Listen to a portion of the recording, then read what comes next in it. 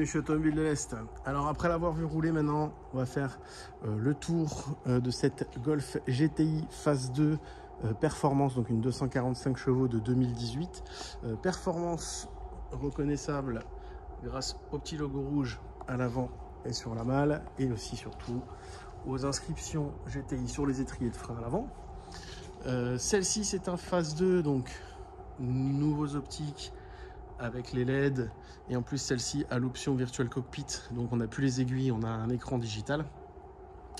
Donc là maintenant on l'a vu rouler, on va faire un petit tour esthétique de la voiture, on va checker s'il y a des défauts, des choses comme ça.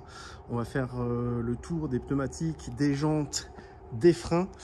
Juste après on va faire un petit tour esthétique de l'intérieur, et on va enfin terminer par tout ce qui est option sur la voiture. Allez, c'est parti. Alors, on va commencer par tout ce qui est esthétique et on va démarrer avec la face avant. Un petit peu d'impact, des tout petits points d'impact de gravillon sur le capot, c'est normal. C'est une voiture de 2018, elle a tout juste 60 000 km. C'est de l'occasion, ça peut pas être neuf. Donc il y a même déjà eu un petit peu de retouche. Donc ça c'est vraiment forcément la face avant, c'est ce qui prend le plus cher. Mais c'est vraiment rien de dramatique. Pareil sur le bandeau. Je vois que des petits impacts. Alors c'est vraiment minime hein, parce qu'en plus sur le rouge ça se voit pas mal. Là, pour montrer quand je vous parle des impacts, si on arrive à le voir, ce genre de choses là. Voilà, on doit à côté. Hop, je recule de 20 cm, on voit plus rien. Sinon, tout le pare-choc est propre. Vraiment pas de dégâts. Sur le côté conducteur, on va checker au niveau du flanc.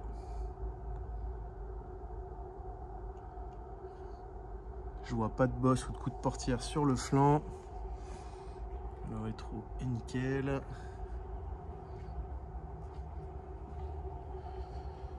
Ok.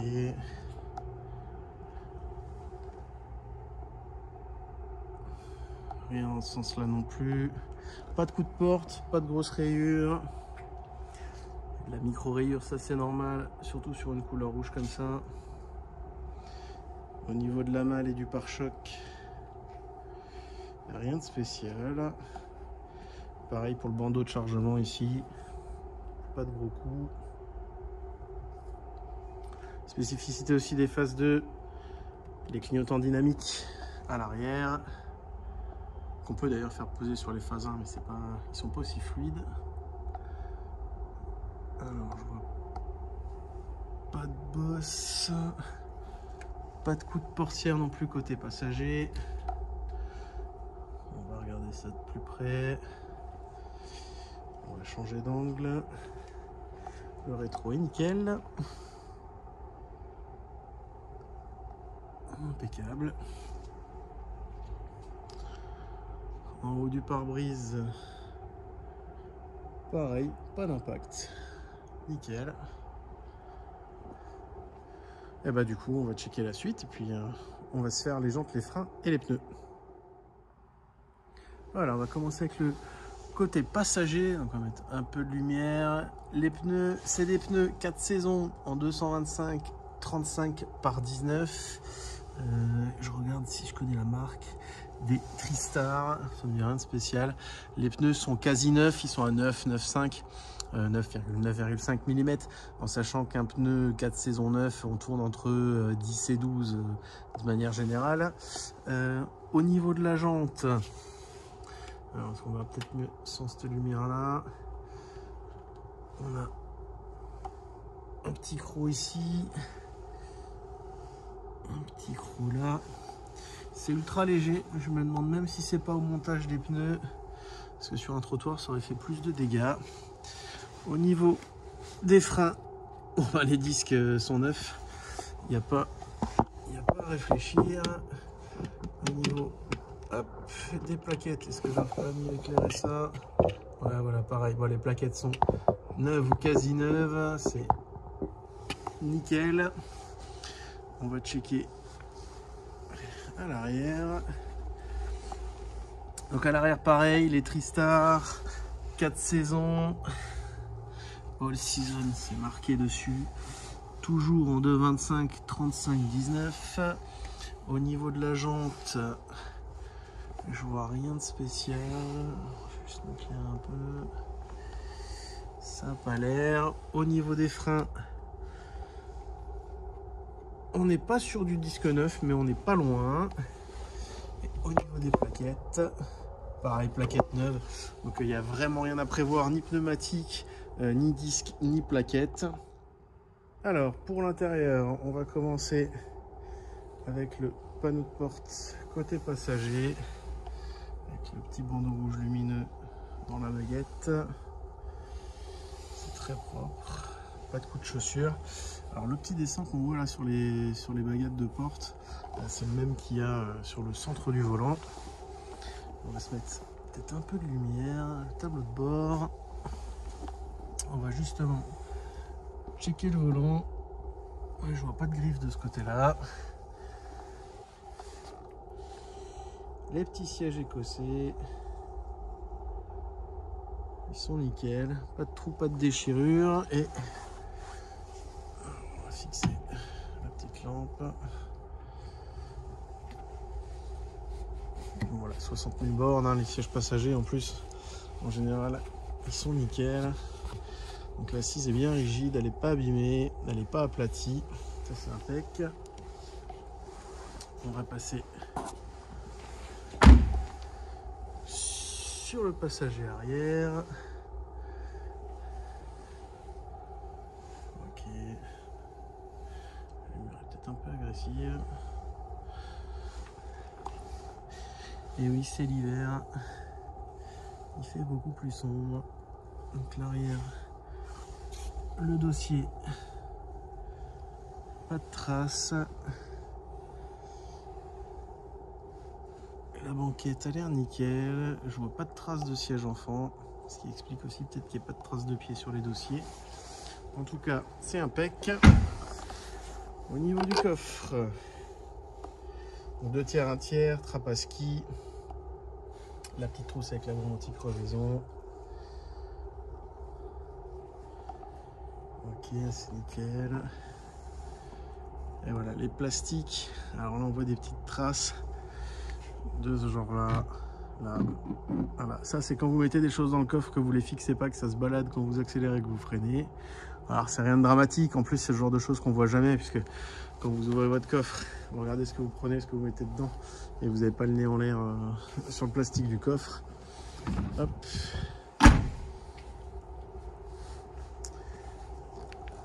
À l'arrière, côté conducteur, c'est propre. Au niveau du dossier du siège conducteur aussi. Et comme on l'a vu, la banquette, elle est nickel. Et du coup, on va passer sur la partie normalement la plus usée de la voiture, puisqu'il s'agit de la partie conducteur, celle qu'on utilise le plus. Ok. C'est quelqu'un qui faisait gaffe. Alors c'est une petite trace. Bon, c'est pas juste de la saleté. Pas de traces de chaussures, ça c'est impressionnant. C'est quelqu'un qui faisait très attention ou quelqu'un qui était très vigilant sur sa sortie de voiture. Alors le siège est nickel. Au niveau de la tension, il est impec. Là aussi. Hop. On va voir. Au niveau du volant, je vois pas de griffe, pas d'usure. Le tableau de bord pareil est nickel. Et une voiture très propre, c'est une personne qui en prenait soin. Bon allez, c'est tout pour l'état intérieur. Maintenant on va checker les options. Alors niveau équipement, on a les feux LED, c'est des simples, c'est pas des doubles. Donc LED xénon. On a le petit, la phare juste ici. On voit d'ailleurs les capteurs de parking avant. Il y en a un sur le latéral puisque la voiture se gare toute seule. Anti-brouillard, c'est des options. Donc les jantes en 19. Les vitres surteintées. On a les radars à l'arrière aussi. Donc rétroviseur à réglage électrique et chauffant. Bien sûr, c'est une perf. On va la démarrer. Donc elle a les feux auto, le virtual cockpit, les feux qui se règlent. Donc l'ACC, le régulateur de vitesse adaptatif. On a pas la commande vocale, ce qui n'est pas dérangeant, pour perso j'utilise jamais. Donc le virtual cockpit avec 2 positions. Voilà. Là c'est en mode GPS, après on peut mettre les vues, l'audio, la téléphonie, le statut du véhicule, il suffit de le laisser apparaître. Voilà. Le chrono, c'est une GTI. Les données de conduite, les systèmes d'assistance. Donc elle a le front assist. On va revenir sur la navigation et on va passer en petit écran. Oups. Je préfère en petit, c'est plus sympa. Pas les coffres auto. Donc comme c'est une voiture qui bénéficie du DCC, donc du multimode avec les modes éco, normal, sport et individual, ce qui est sympa, c'est que la voiture bénéficie de l'affichage sport sur l'écran central, parce que je vous le rappelle, quand vous avez un petit écran sur une GTI, vous ne pouvez pas avoir la map sur les 2 écrans en même temps, c'est que le grand écran qui permet de faire ça. Et donc ici on a justement les compteurs qu'on peut choisir à volonté, donc pression turbo, léger encaissé, la température d'huile, la température d'eau. Donc il y a uniquement quand vous avez le DCC qu'on peut afficher ça.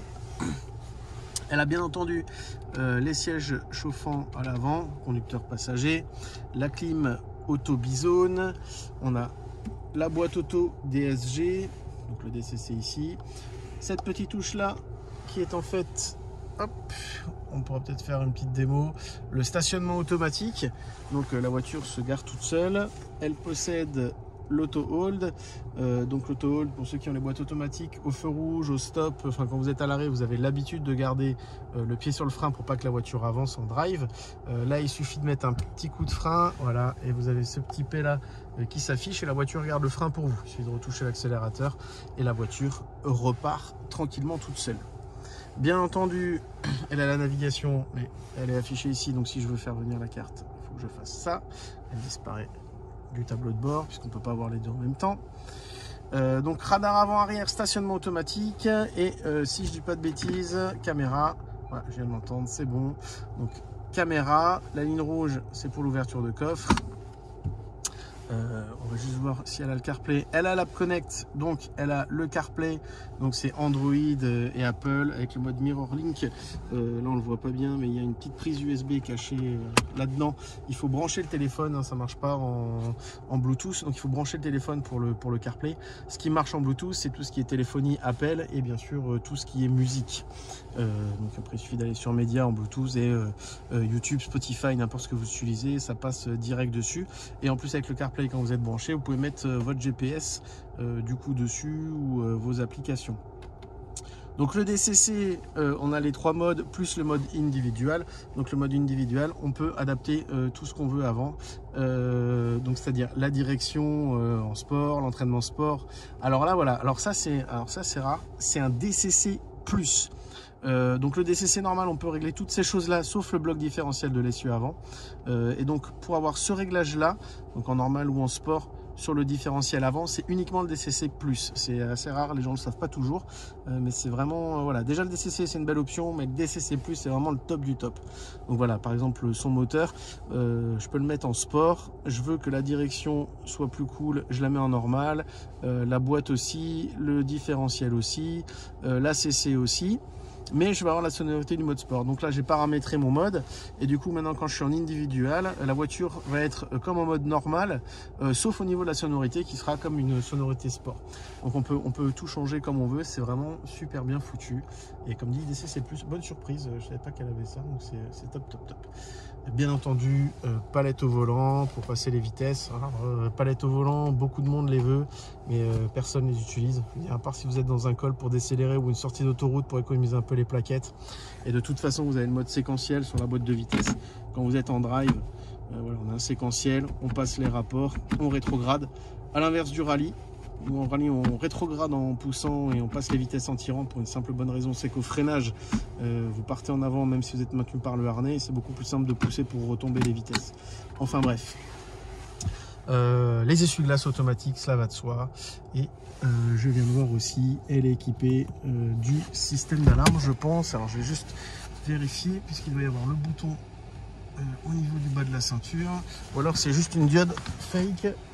Ok, pas de bouton, c'est juste une diode fake. J'avais jamais fait gaffe, je savais pas qu'ils avaient ça sur les Golf. Donc voilà, on a fait le tour de l'équipement, le petit tour des options. Donc une belle voiture, bien équipée, une belle perf.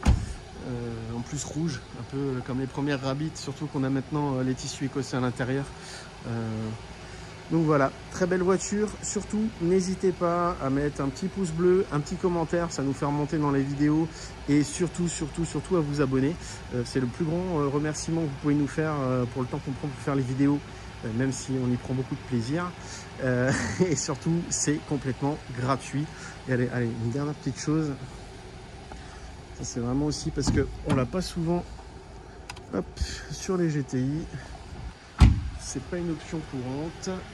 On va les mettre les petits anti-brouillards. Voilà, les beaux anti-brouillards que je vous rappelle, si vous les mettez sur la route, c'est 90 balles d'amende.